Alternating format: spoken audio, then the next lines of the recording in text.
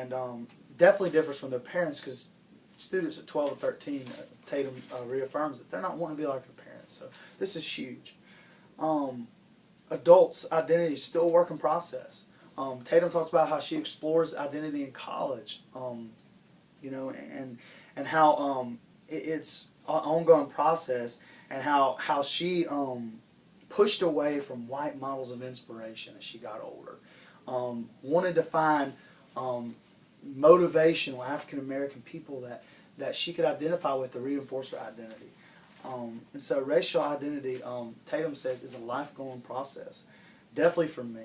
I grew up in a family that was very Southern. My grandmother never used the term African American.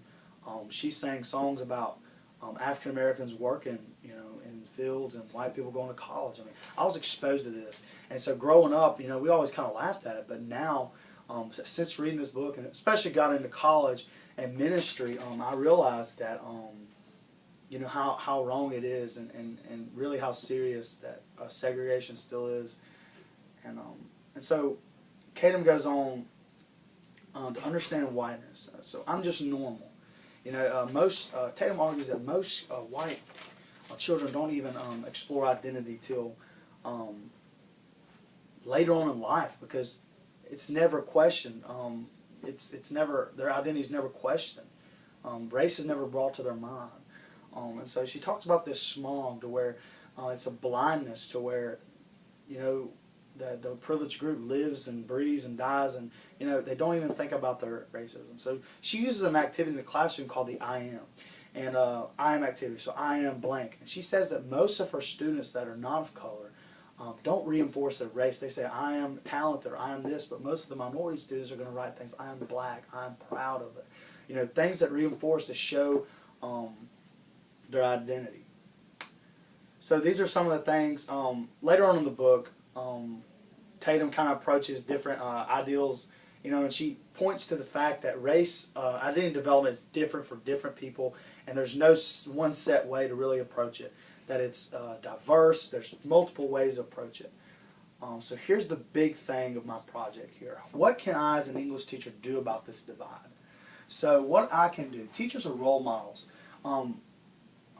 Our classes cannot continue to be segregated. They cannot continue to be divided. We have to, as teachers, practice the cultural responsiveness. One of the ideas is practice collaborative learning with, racial consciousness. You know, don't put all the white gifted kids in one group.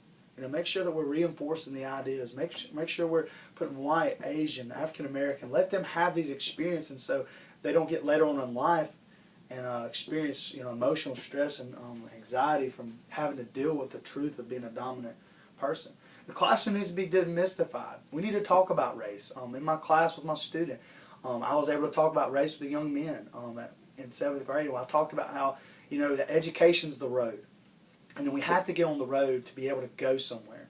And we're not worried about whether it's a red dirt road or a black pavement road or an asphalt road or a white, you know, concrete driveway. We're worried about getting to our destination.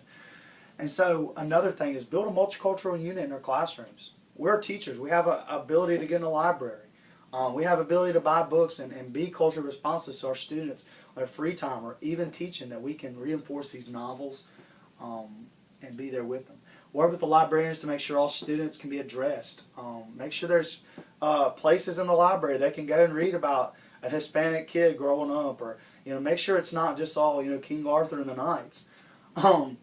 Learn to practice culturally responsive traits, being active in the community, learning styles, interest inventory. These things are all huge, and really informational text on race, especially what's going on with Black Lives Matter in our classrooms right now. Ask them, what's going on? What do you think about this? Especially in 2016. This is right in our face. It's a great time for us to really become culturally responsive and group work. My last point, really, my standards are in tasks, so professional. The teacher brings multiple perspectives to the discussion of content, including attention to learners' personal and family, community experiences, and cultural norms.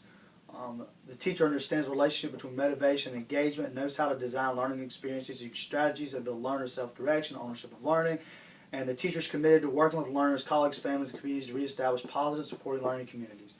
So my last point, I'm running late. It's okay. As I was doing research, there's a man, his name's Steve Perry, and he principal at Capital, or was principal at Capital Preparatory Schools in Hartford, Connecticut. And one thing that he practices is community involvement, making sure that these kids have role models. So one thing that Tatum points to is that each individual race needs to have a group, an activist group full of teachers and role models that are reinforcing race, and for the dominant group to encourage activism, to encourage going out and making a difference, putting an end to this mystification of race. And so the place of the ally, our job as the dominant group is to be allies, to reinforce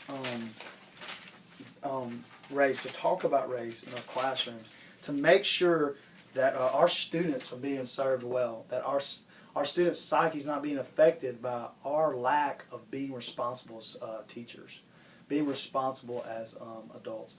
And so without further ado, this is my resources, and I appreciate your time. Thank you so much.